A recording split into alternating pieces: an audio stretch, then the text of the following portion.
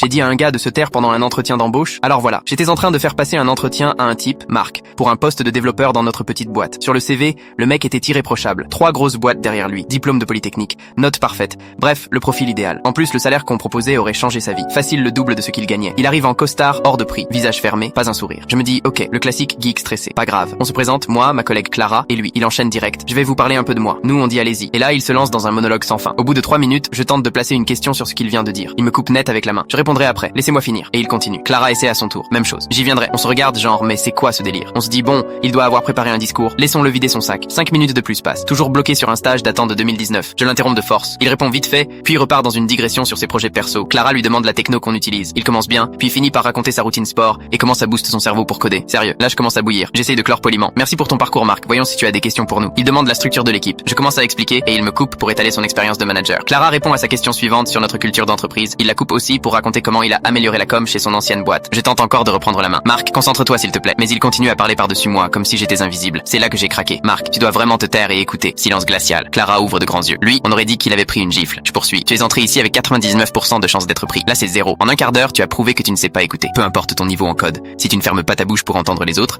tu n'iras nulle part. Il reste figé, balbutie. Désolé, on peut recommencer? Non, tu avais ta chance. Bonne chance pour tes autres entretiens. Essaie d'écouter la prochaine fois. Il a rangé son ordi et s'est barré sans un mot. Clara et moi, on est restés là quelques secondes, juste à digérer la scène.